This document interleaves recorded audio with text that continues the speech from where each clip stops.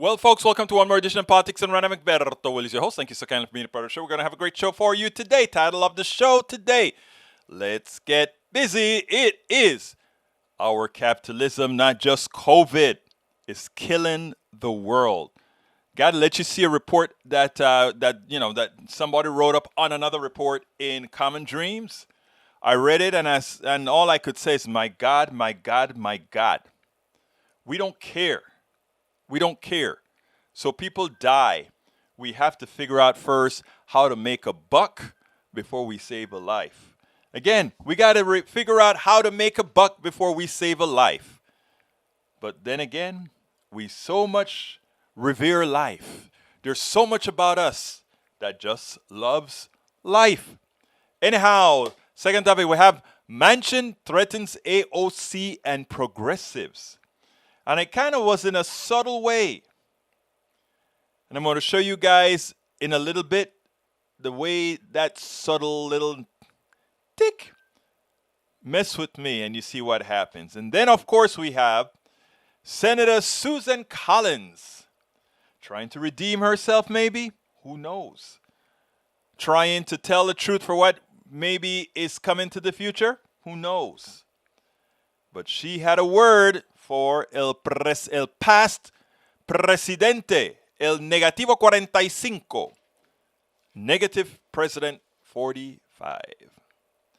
All right, folks, let's go ahead and get busy and start this thing up. Of course, Rudnin has his messages. Let's see what we got. First of all, welcome aboard Yvette Avery Herod, our union specialist, union expert, the activist that's protecting the workers of America. Of course, we've got AVQ, aka Michael Rudnin, Nanette Bird Smith, and we'll see more folks come into the room as the links show. We got Rose Williams. Hi, everyone, folks. Check out Rose's article at egbertowillies.com. She just wrote a recent article on the environment. I think, like I said, the show belongs to you all, and I like the idea of making sure that if you have something you want to put out there, let's get it in your name out there to show that you're an activist doing what needs to be done. Here we go. Let me put it on the screen. Here is Rose Williams' latest article titled Truth Report for the Day. Truth Report for the Day. Harsh facts about climate change that we would prefer to ignore. Check it out. I'll put the link in the feed so that all of you guys can read one of our PDR Posse's article. Check it out, folks. Please check it out. And drop a couple of lines under her and tell her how much you love it, you agree with it, all that good stuff. Thank you, Rose, for that article. Let's continue moving on con el show. Let's see. Let's keep on with the show. All right, let's go. Michael Rudnin says, Egberto, multiple posts all on single topic. The rent moratorium expiring. Can't let this go away after the usual 2-week news cycle. Will make sure at least one of my posts every day for the next 2 months is on the topic. If you would remember, Senor Rudnin, when I really gave it to the reporters in the White House in the room, the one thing I said is, I am tired of the silly questions. I'm tired of these guys asking questions that don't help the average American citizen. And like so many have said, this rent crisis, the mortgage crisis that is going to afflict 7 to 16 million people, it's been known for a while, and there were rarely any questions, if any, about that at these White House briefings. And I kept on bringing it up. They'll ask questions that, do you think it was a mistake for you to say, take your mask off? What do you say? Do you think, silly questions. In fact, I wrote another article about the reporters and their silly questions today again. So you may want to check that out. So I'm with you, my brother. All right. House fails to extend eviction moratorium ahead of 6-week recess. The measure was rejected by Republicans. The people will have to suffer for 6 weeks due to Democrats' inability to predict this obvious outcome. Unless if they do something promptly upon their return, they're going to be blamed in 2022. Let's get it clear. That's not the issue, really. The issue is that they don't have the votes. Every Democrat isn't a Democrat that you may think. Every Democrat doesn't see things the way a passionate, humane, progressive will or does. We have to remember that. So when we have Congresswoman Cori Bush sleeping on the decks with Ilhan Omar and Ayanna Pressley sleeping on the steps of the Capitol to make their point, we understand what it is like to be homeless. We understand what it is going to be like, the pressure that you feel not having a home. We understand it. Why not pass the laws to fix this? Well, there are some guys who don't like it.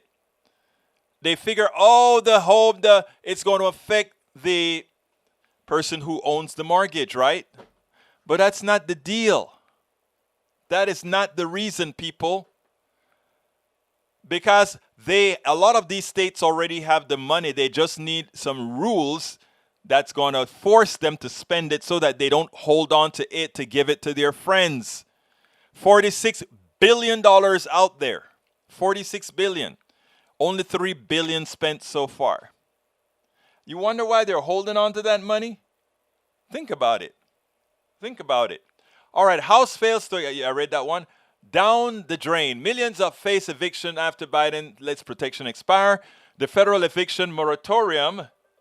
The federal eviction moratorium.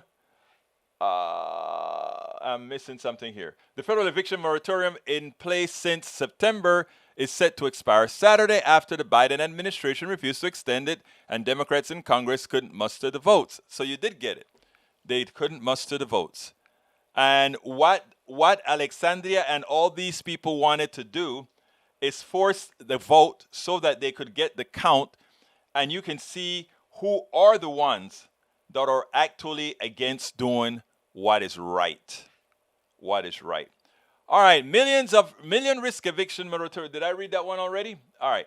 With federal moratorium expiring, states and localities must step in. Whenever this problem goes to the states and cities, with only a handful of exceptions, they invariably fail to protect the poor. And that is what I am saying. You're absolutely right. They get all this free cash, and then they think, oh, what can I do with this free cash? What am I able to do with this free cash? And that's how they see it, you know. They see it as free cash. Free cash. That's what it's all about. That's what it's all about. Okay, so let's see. Other item. New York renters have 1 month respite after Biden and Congress failed to extend pandemic eviction ban. And then we have Congress approves $2.1 billion emergency funding bill for Capitol Police, eviction, homeless restoration, crime revolution. If we have another Great Depression, it won't end well. Congress sees what's coming, and they're choosing. Congress Cori Bush sleeps outside the Capitol, and protests end of eviction freeze. I know what it's like, she said. All right, before I continue with the comments, let me go ahead and give you our first video. I want you guys to see Joe Manchin, how he no, I tell you what. Let's do the one with let's do the one with where Susan Collins throw the president under the bus. Let's check this out. Eric says the questions are silly to you. Why? Okay, I'm going to play the press briefing today. I want you to listen to it, then I'm going to interpret some stuff in there for it. Check this out. Karine, the president said for the early months of this administration that those who were vaccinated and wearing masks and doing all those steps could look toward the 4th of July as that independence opportunity. We now know the CDC is basing some of this new science on a 4th of July party that happened in Massachusetts, where the Delta variant was predominant. We saw that vaccinated people were passing it and so forth. Does this give the president pause about making recommendations about what the public can do? Because he encouraged people who were vaccinated to gather on the 4th of July. A group that did so is now sort of the poster example for the CDC of what can happen with this variant. I mean, Kelly, the president has always said he's going to follow the science and he's going to listen to public health experts. That's what we do, right? That's why we are all following the CDC guidance on masking, and so that's our North Star, as Jen has said earlier this week. Look, the job of all of us in this room is to communicate the truth about where we are in the pandemic, and this is something the president has said from day one, and also highlight how we can get out of this pandemic. So the vaccines work, that's the truth. We know masks work, that's the truth. They save lives and prevent spread of this dangerous Delta variant. So we need to help in communicating the actions we are telling the American people to take and getting vaccinated and wearing a mask. If you're in an area where there's lots of virus circulating, it's more contagious, you have to wear a mask. Part of this is also in terms of getting information out. Like, why are the doctors not here in the briefing room to take our questions? Why have we not had a COVID briefing? When we got some update from Dr. Walensky, that was a phone briefing, provides information, but the public is eager to know more about what the Delta variant can do. You know what, Kelly, I would argue that we had the President of the United States speak to this yesterday. He gave a more than 30-minute speech about where we are as a country. I mean, he is a trusted voice. He's the leader of our country. No, but we heard from him, right? We heard from the president yesterday. We heard from the president about the Delta variant and vaccinations in general the day before yesterday when he was in Pennsylvania, when he was supposed to talk about Buy American, which he did, but he led off talking about the vaccinations. We have had our doctors on your networks, on many of the networks that are here, talking, probably all of them, talking about the Delta variant all throughout these last couple of days. So they have been out there, they have been talking about it, and yeah, we heard directly from Dr. Lewinsky herself. So this is something that we're going to continue to do. We're going to continue to make sure that we communicate directly with the American people and also work hand in hand with local governments and state governments as well. It's the Delta variant. I mean, that's what they are telling us. I laid out I laid out how contagious it was, and I laid out why we needed to act on the Delta variant. I laid out but a lot of why the answers we get is because they say so without a lot of. Well, they're the experts. It's not just Day. These are scientists. These are experts. I just said that. Hold on one second. I just said that Dr. Lewinsky said just recently in her 20-year career she had never seen a variant that was so contagious. So this is 20 years of her career. So this is absolutely a major problem that we are trying to deal with. That's why we heard from the president yesterday. That's why we keep talking about people need to get vaccinated. So that is the way that we're trying to move in this administration, making sure that we are protecting people here, making sure that we're dealing with this pandemic in a way that is effective, and that's how we're going to move forward. All right, let me qualify a few things. Earlier on, this same batch of reporters were saying, why get a vaccine? Why aren't you telling people after they get the vaccine, you can go out there and mingle without a mask on? Aren't you discouraging them by saying if you have a vaccine, you need to wear a mask? That is what these reporters were saying. Now, these reporters are saying, wait a minute, do you regret telling us to go out there and without a mask on after and creating the possibility of spread? Do you regret that? And it's like, no, we've been just telling you about the science, and that's what Corinne kept saying. We've been telling you about the science for a long time now. Then the reporter comes and she says, and by the way, do you think we should have more doctors here at the podium? Well, our doctors were on ABC, CBS, NBC, MSNBC, all over, taking questions from your reporters, answering them. So we've been out there, and the president spent 30 minutes yesterday and a few more other times. But most importantly, the last person, if you notice what the last person said, Corinne looks at the last person and says, the expert says, and she says, well, just because they say so? Well, you're asking to get the doctors, the experts, to be on podium to tell you. And now that I tell you the experts say, you say, why should we take it? Because they say so? This is the most dysfunctional news media I have seen. I don't want to say in decades, but what has happened is that the Fox News methodology has infected the mainstream media because they are terrible, and they're not only terrible, but they do not manifest any sort of critical thinking.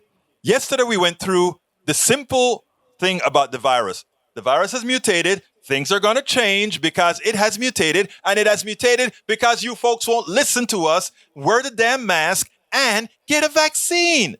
I love you, but do it, please. Because the next mutation may be the one that actually defeats the drug, defeats the vaccine. This is not rocket science, people. My brothers and sisters, with love, it's not rocket science at all. It's not rocket science. Well, folks, as you can see, I actually played the one with the reporters, but that's not the one I wanted to play, but I'll play the other one in a little bit. But anyhow, welcome Nanette Bird-Smith, Eric Hayes. How long did the spike last in other parts of the world? And has it come down? And actually in England, they're studying how comes the hospitalization has gone down or stayed steady, even with the increase with the coronavirus, the Delta version. AVQ, let's see results. A lot of conservative viewers are gonna die in ignorance. Well, I hate to say this, right? Because it's a wrong thing to say.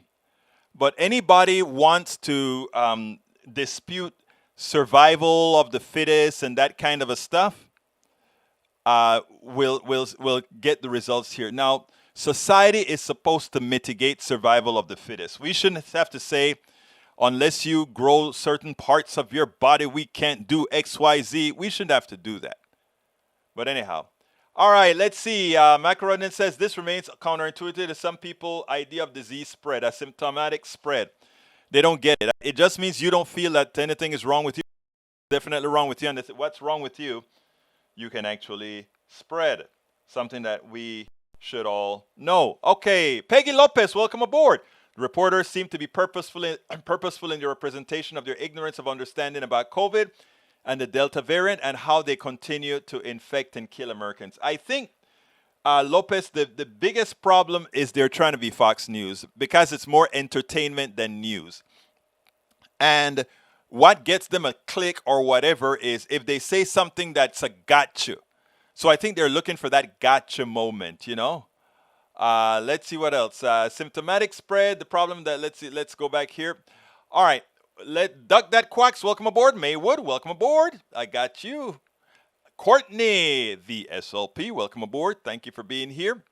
All right, let's go ahead and continue that video that I really wanted to show you. And this is with Susan Collins and how Susan Collins dealt or spoke about Donald Trump. Is President Trump starting to lose his clout? He lost a seat in Texas where he said, go ahead and vote for this woman. She lost. He told the senators they're wimps if they try to pass that new infrastructure bill. Immediately after saying that, they said, we have an agreement. And now we have Susan Collins going on national TV. And even though she has already said that Donald Trump is kind of culpable for January 6th, she did not mince her words this time around, as she made it really clear who is responsible for January 6th. Check this out. Normally, if you have a select committee, the minority leader and the speaker get to pick the members. Yeah, I mean, the reason she did that is because at least two of the members McCarthy picked to be on the committee are election liars, one of whom, Jim Jordan, is possibly even a material witness. He spoke with Trump that day. Well, there were many communications with President Trump that day. And look, as you know, I believe that that while the rioters are primarily responsible for what happened, there's no doubt in my mind that President Trump helped instigate and motivate the rioters. And that's one reason I voted to impeach him. The hallmark of our democracy is the peaceful transfer of power. And for anyone, the writers, the president, anyone, to try to interfere with the electoral college count is completely unacceptable. Now tell me, I don't think you can get much clearer than that. And I think if Trump still had the power that he has, and as much as Susan Collins still have, I think, 5 more years left on her to be reelected if she so chooses, Republicans have been very, very careful in going up against Donald Trump. But I think he may be losing his muster. So in as much as he still have big support in the Republican Party, I think that's going to wane, and I think that's going to wane pretty fast. And I think what the DOJ also has in store for him is forthcoming. We'll see. Mark my word. Yeah, Rose Williams. Yeah, the reporters like to talk around in circles, and again, I don't think it's because they don't know. I think I think it's generally very much orchestrated. Anyhow, Eric Hayes, does that mean it will last? It will last and come down eventually? I don't know. As far as the virus is concerned, I don't know if the virus is gonna, when it mutates, if it's gonna get better or worse.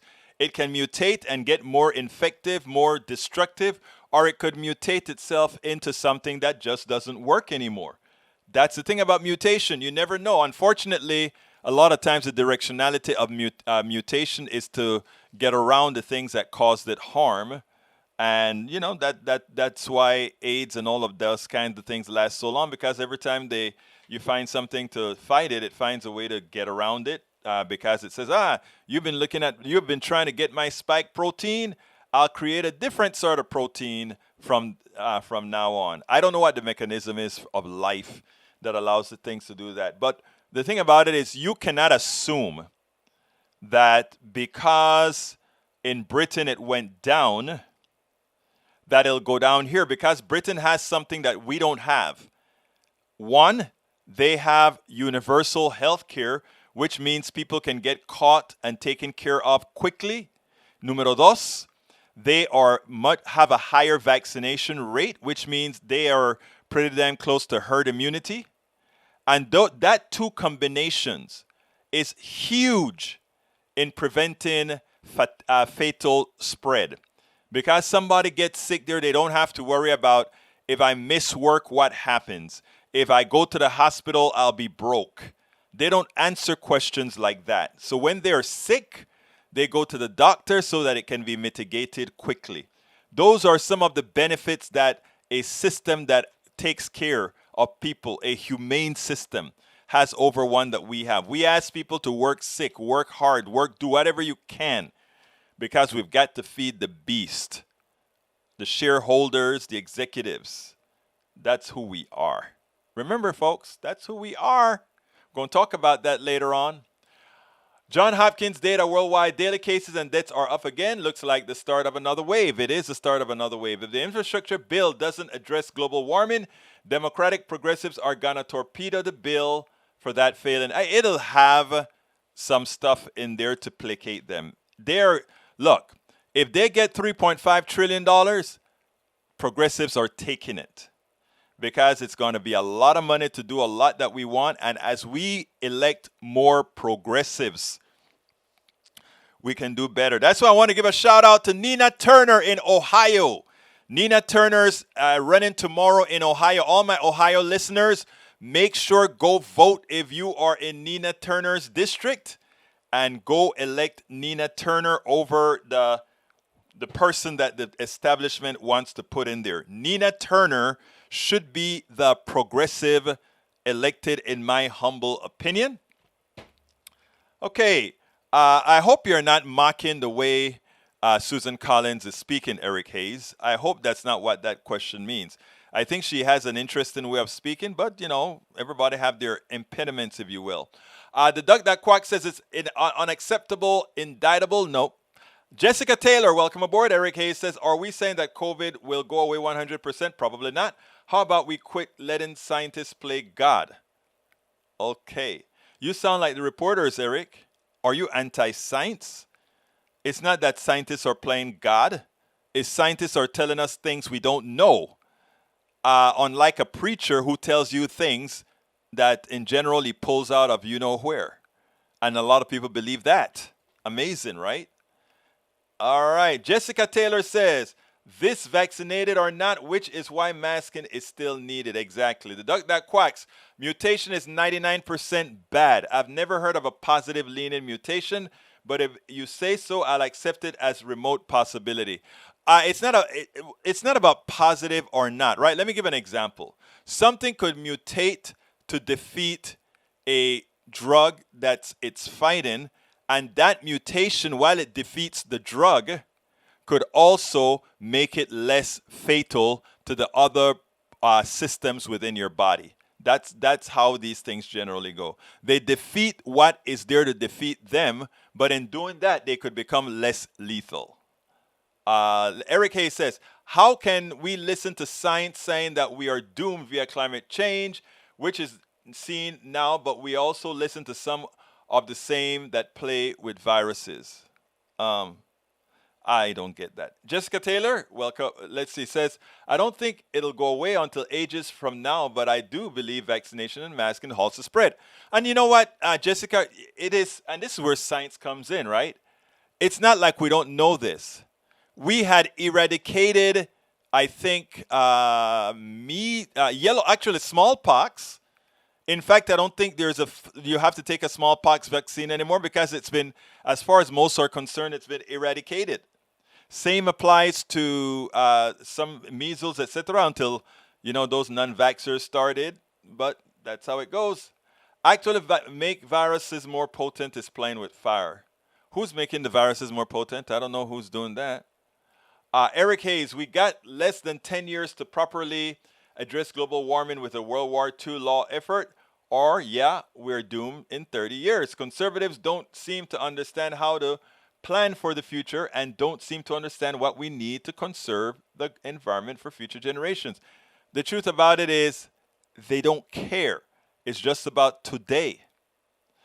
Gain of function. That is, again, what did I tell you guys about continuously listening to right-wing media? Gain of function was a paper that was, was contained within a paper that was debunked, according to what the lab what's the name of the town where the virus originated? All right. Okay, let's go ahead and do my little, let's go ahead and play the last video, and then we'll go ahead and start talking about the capitalism piece. So let's go ahead and talk about Joe Manchin's threat to AOC and progressives. Check this out. Did Joe Manchin just do what I think he did? I think he just threatened not only AOC, but the progressive caucus. In other words, he's saying, pass this bipartisan bill irrespective of whether we decide to go with the $3.5 trillion reconciliation bill, which, of course, there are things in it he says, I do want. I see the importance for all of those things, but we have to think about the deficit. We have to think about, is it paid for? I mean, we never talk about whether it's paid for corporations. We never, if it's paid for the rich, the wealthy. It's time for them to do their part. I want you to listen to this, and then let's take it on the other side. First test is whether Republicans and Democrats can work together. Sure. It seems like the second test of democracy is this three-legged race you're in with House liberals, which is, can Democrats agree that this other budget bill is not linked to infrastructure, or can Joe Manchin sign on to a budget reconciliation that Bernie Sanders also agrees with? Well, it's all about compromise. That's what this has been a compromise. We've been working on this for 6 weeks. And we finally come down to the last day or the last hour to get it finished. It takes compromise. You have to trust each other. You have to work. I respect my colleagues who believe something a lot different than I do, and I'm willing to listen and learn. And if we can find that compromise, we'll find it. Alexandria Ocasio-Cortez, leader of one of the leaders of the progressive movement in the House, has said she's got 10 progressives who will block infrastructure unless you over in the Senate pass this budget bill. Well, sometimes maybe you'll have 15 or 20 Republicans that will see a good bill. Maybe there might be 100 Republicans in the House that says, my God, I like this. Guess what? It takes care of my transportation. It's the greatest jobs bill we've ever had. It runs for 5 to 10 years. It gives you total growth each year to try to stimulate the economy. So, you know what? Everybody had that was the Hastert. Remember the Hastert rule? Sure. You had to Only have, Republicans could vote. That's crazy. I'd take a win whenever I can get it. Yeah. Well, now you're advising Nancy Pelosi. No, I'm not. No, I'm not. Now, unfortunately, Brother Manchin is right. I think that bipartisan bill had enough giveaways. We don't know exactly what's in there, but we know there is some privatization. We know there are some things like toll roads and all of that that gives business their input into infrastructure, something that should be done solely by the government, something that we should be doing so that we don't charge people a double taxation to use the roads, etc., etc., etc. So we know that those are probably nitpicks in there. And don't be surprised if, in fact, a lot of House Republicans cover any particular progressive that doesn't want this bill. So the reality is there is a possibility that having this bipartisan bill out there, that if Nancy Pelosi goes against her word that says no vote unless we have two bills, if she ever goes against her word and brings that up to the floor in the House, there's a good possibility it passes and it leaves progressives with a reconciliation bill that is nowhere where it's needed. I want to point out something that is important, because every time progressives are asked, take one for the team, this is better than nothing.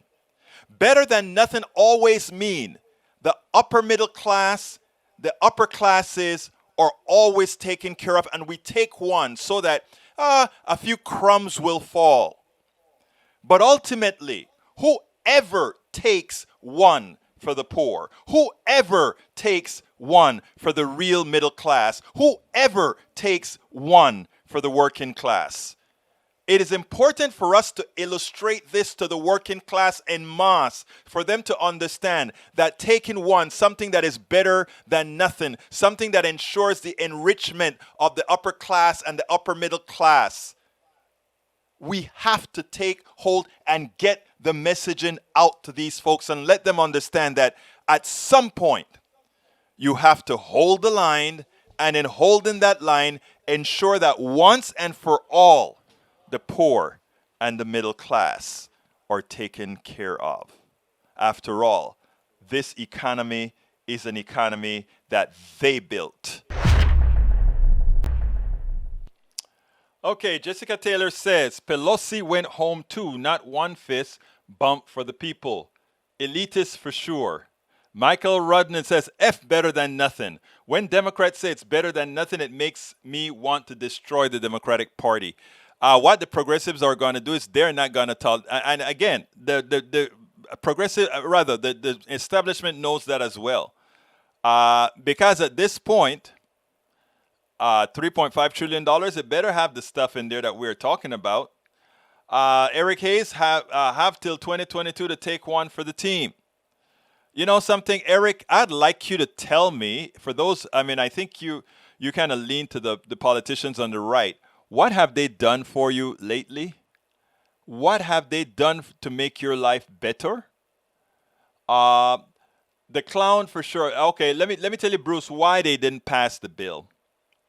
They didn't pass the bill because there are Democrats in certain districts with homeowners and renter or the owner of real estates that own them. Tell them, you got to stop this moratorium. A lot of people that are not paying their rent can actually pay their rent. And by the way, let's be frank here.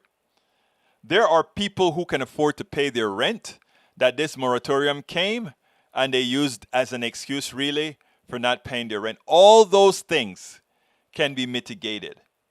But for that person who's going to be thrown out of their home, period, that cannot be mitigated. And there are a lot of those. And with mortgages, etc., there are a lot of those that need mitigation. Real quickly, my ask, folks, if you are on YouTube, please click that join button. Please become a new member of our PDR posse. We could use you right this minute to continue helping us do what we need to do to keep the message out. You can also get one of our cups. If you take a look at the cup designed by Bridge MCP, one of our leaders in the PDR posse, you can get that cup at this link here that I'm putting inside of the link. Get one of our cups and have it shipped out to you with that nice stuff drinking that says, yes, you believe in uniting the country. You believe in all that is right. All that is right. Okay, you can also support us by going to our support link, politicsdoneright.com/support.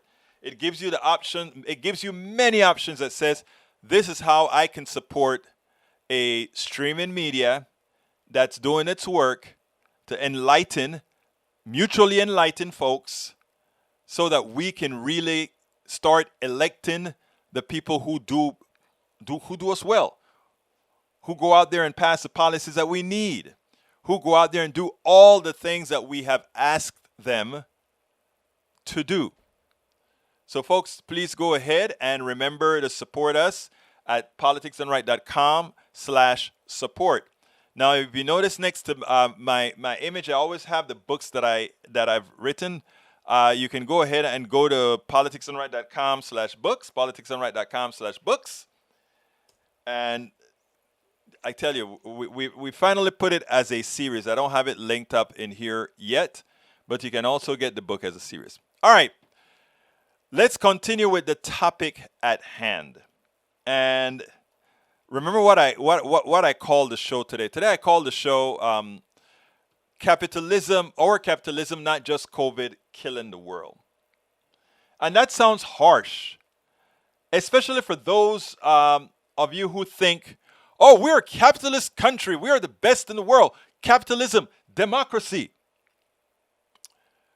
There is nothing about democracy and capitalism having anything in common.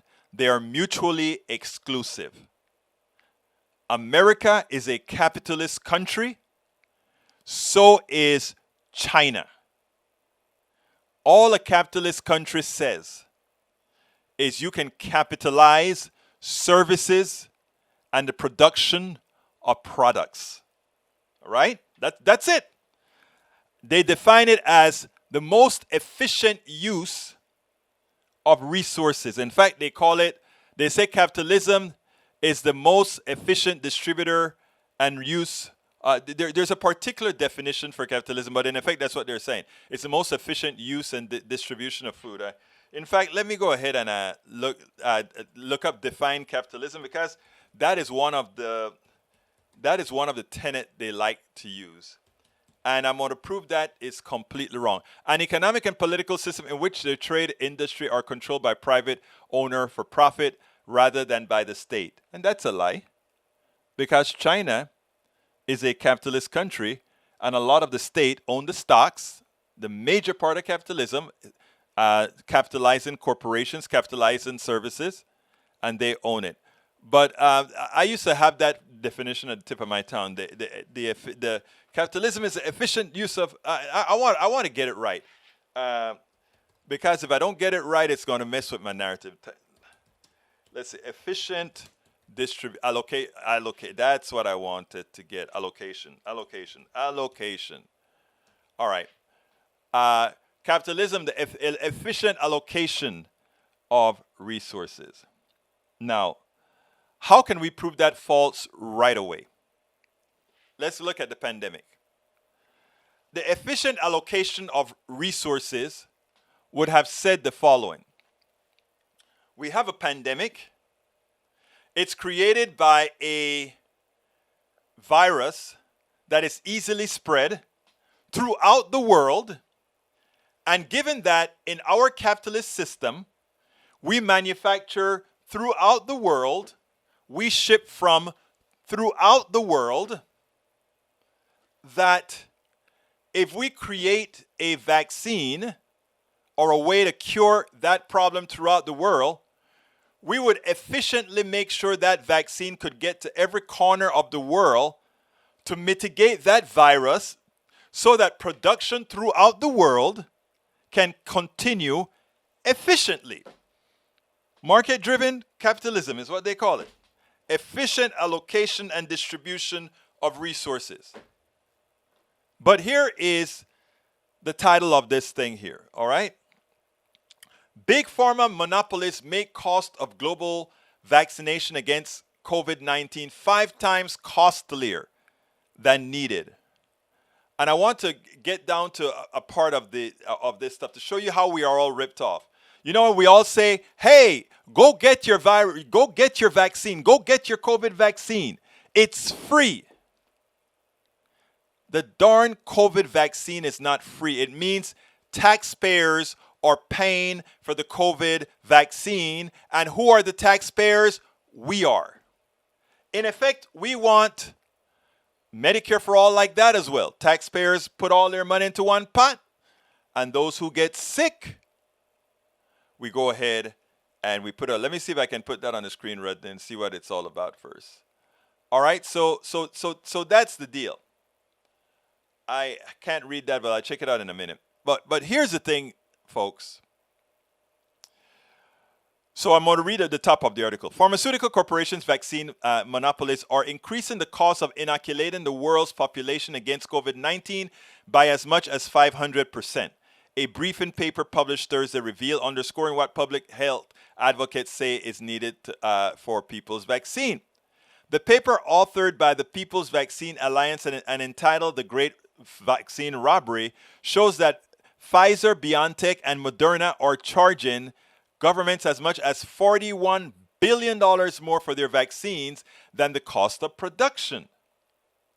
Colombia, for example, has been paying twice as much as the United States for Moderna vaccines, and the country has potentially been overcharged by as much as $375 million for Moderna and Pfizer-BioNTech doses combined. The report's authors analyze how mRNA-type vaccines like those sold by Moderna and Pfizer-BioNTech are made. The vaccines, which were created with the help of billions of dollars in public funding, could be produced as cheaply as, guess what, people? $1.20 per dose. $1.20 per dose for the vaccine. And we are charged billions. And we are not, and the billions that we are charged is such an overcharge, they could afford to vaccinate the rest of the world. Look, let's look at the population of the world. Let's call the population of the world $8 billion for argument's sake. 8 billion people for argument's sake. Just for argument's sake, I think it's 7-point-something billion dollars. 7-point-something billion people in the world. Let's call it 8 billion people. And let's say the vaccine, when you include shipping and all of that, instead of $1.20, costs $2 a dosage. Let's just say that. And let's just say that though that didn't include syringe and everything, even though I think it does include that. But let's just say it didn't include syringes and all of that. Let's add another $2 for syringes. So that's $4 per dosage, right? And there are 8 billion people on this planet, let's say. We could vaccinate every single person with one vaccine for $32 billion, for 2 vaccines, $64 billion, for the United States budget, in other words, chump change. Chump change. What is stopping us from doing that? What is it that is stopping us from doing that? $64 billion max. What is stopping us from doing that? The economic system says we can't just go ahead and tell these companies that are manufacturing these products to give them away at cost plus. We can't do that. It's whatever the market will bear. Whatever the rich countries are willing to spend to stay alive, and if they don't spend it, they'll die. Understand the concept, understand the evil. Remember, we have the technology, we have the capacity, we have everything to make all the vaccine necessary for the entire world now. everything. But our economic system, which depends on private manufacturers making a profit at all costs and charging whatever the market will bear, because they can do that, our economic system says that, we will have a pandemic that will last indefinitely. We could go around the world and vaccine everybody who wants a vaccine, and then put those who don't want the vaccine, quarantine them and say, if you want to be in society, you have to ensure you can't infect the rest of us in society. We would eliminate this thing. But our greed, our economic system, our dishonesty, and the inherent evil of the few on the top are responsible for this pandemic. You all have to realize it. The capitalist argument at best might be the wealthy countries can get the vaccine first because they paid for the R&D, but we have a surplus now, yet poor countries aren't getting that excess supply. Because somebody is waiting to see how best can we maximize inoculating the rest of the world for a profit. People, understand what is happening here. Everything that you see on TV is a farce when it comes to we can't afford this or we can't afford that. That's the farce. The reality is we have an economic system unable to handle the ills of today. We have an economic system unable to handle the needs of most today. And for us to just throw our hands up and say, we have the best system in the world. There's nothing better than capitalism. It is so great. So we've created so much riches. How much have been done under the name of this economic system? How dare you try to modify it in such a manner that it is more humane when it has created so much riches? For a few, so much riches. And you talk against it. They want to call you a communist. No. We want an economic system that works for everybody. We want an economic system that says you are human and you matter. And this isn't a you matter for the sake of you mattering. When we talk about third world countries, we talk about third world countries as if they are less than. We forget that the bananas we eat comes from a lot of these Central American countries with people who are picking them and doing good things with them. We forget that the diamonds we have come from slave labor in South Africa or Biao or one of these countries in Africa.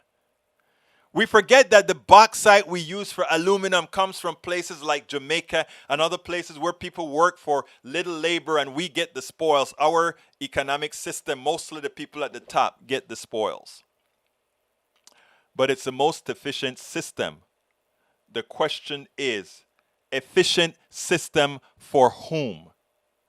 Hey, Gil Cass, thank you so kindly. We just got a new PDR posse member in Gil Cass. Thank you so kindly, Gil. I'm going to try to get you up on the screen right now because I cannot live with myself if I don't credit you wonderful people who continue to make us a reality, who continue to make sure that we can survive as an entity. Love you, appreciate you for what you're doing to make sure we can continue doing what we're doing to inform America. See, because the truth is most Americans don't see it that way, right? They tell you the glory, glory, hallelujah story. Oh, everything is good. I'm a fanatic now of this program called Aerial America. And the one thing that I find so astounding about Aerial America, here you go, Gil Cass. There you are, my friend, on the screen.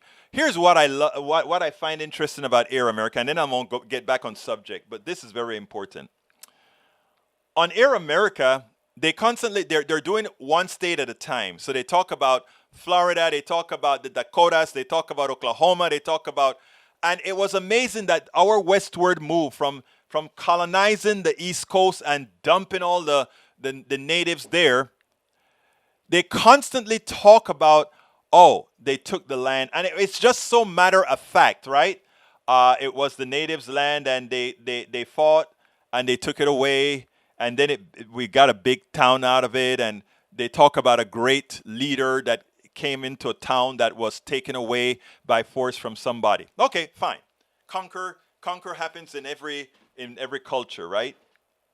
But when we look across the world, other countries doing that, Russia went into Ukraine and said, hey, this is ours, man.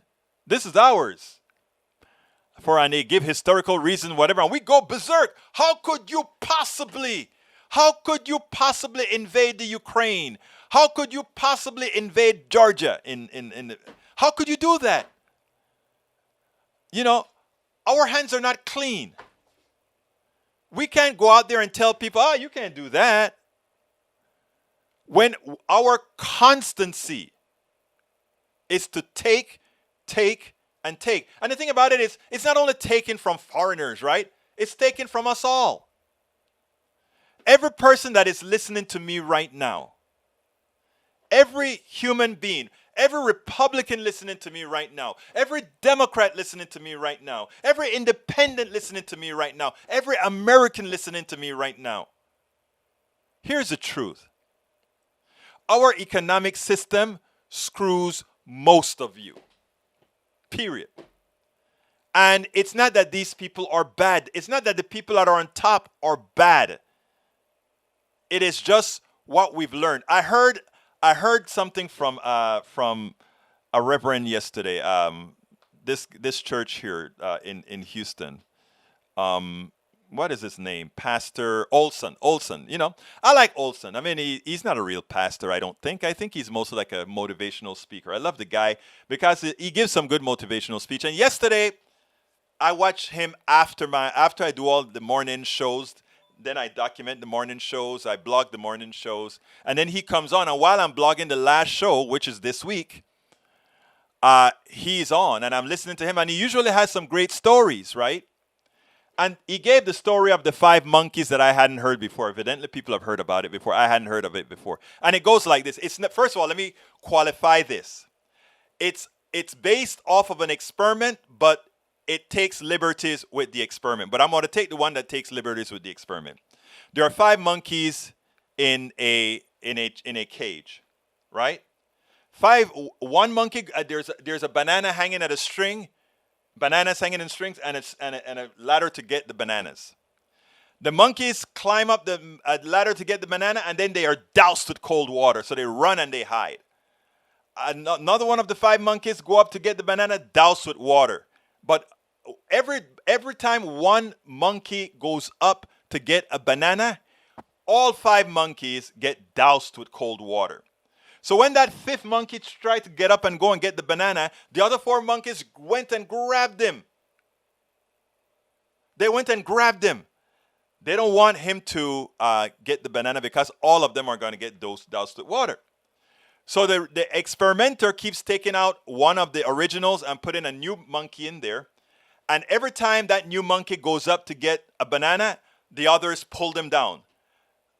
By the time they start rotating monkeys, all the original monkeys are gone. All the original monkeys are gone. What is left is the action of what they did. In other words, that last new monkey that came in, jumped up on that ladder, and as soon as he tries to jump up on the ladder, the other monkeys pulled him down. None of those 4 monkeys were ever wet. They never got wet. Okay? They just knew the action that you don't go and mess with that ladder because something happens. That is how we are with our economic system. The guys who created this economic system created it for them, and we lived through it. And we continue to live through these things as if it's the only way. And it is the only way because it has always been like that. And until we learn in our minds, until we tell ourselves, things don't have to, if things are not, If you're looking at things right now and people are hurting and others are struggling, if you are looking at that and saying, well, that's just how things are, then we are more like those monkeys who don't know exactly why they're pulling that guy down from the ladder who's trying to get fed from the bananas. We're just like those monkeys. We are not critically thinking. One of the important things about teaching critical race theory, critical every kind of theory, is it doesn't allow you to buy the fallacies. It allows you to look at how things are.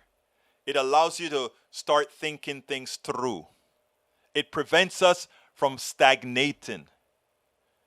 And one of the things that I hope, that I implore on all of us, that I want to do with this program, is ask all of us not to take anything anybody says at face value, not even me. Critically think things through.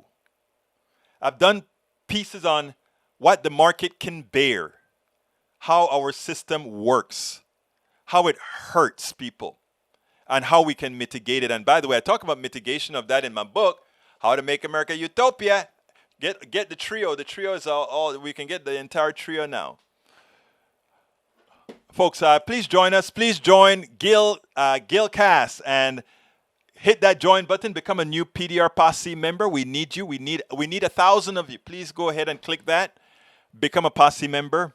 And remember, most of all, let's critical think. I can't get all these things onto the screen. I want to get Rudnin stuff onto the screen real quick before I go. I know it's about beyond time, but I'm going to put what he wants on the screen real quickly. Because I always promise that this is y'all's show. There we go. Where is it at? Come on, show. Come on. Put that on there before I leave. There we go. There you go for Rudnin, what Rudnin says. Off the charts. So, folks, what I'd like you to do before we end the show today is ask yourself the question, why do we always think we must conform? Why must we conform? We don't have to. And the way we don't is we build communities. This is a community right here. All of you that are listening to me today, this is a community. Let's see if I can get it bigger for you. It just happens to be what you gave me, sir. That's as big as I can get it right now. So, folks, it is a community. Let's build our community here. And each of you, let's build intersecting communities. Let's build intersecting geometric communities, meaning it expands geometrically. And that is how we win the battle. My name is Egberto Willies. Please remember to support us at politicsdoneright.com/support. politicsdoneright.com/support. Get our books, please, and get our books at, I lost my books here. Get our books at politicsdoneright.com/books, politicsdoneright.com/books. Get our support at politicsdoneright.com/support. My name is Egberto Willies. This is Politics Done Right, and you know how I end this baby. I am what? Out! We spend a lot of time deconstructing the news, trying to parse it into a form that everybody can understand. We try to find those little nitpicks where it flies above the fray, etc. If you really like these videos that we do, I want to ask a big favor. Please go ahead, number 1, subscribe to our channel, and number 2, please join if you can. Thank you so kindly for watching. Keep watching. Please remember to share. We must populate the entire internet with our progressive message, a message that we know is what most Americans say that they want. So help us, please join.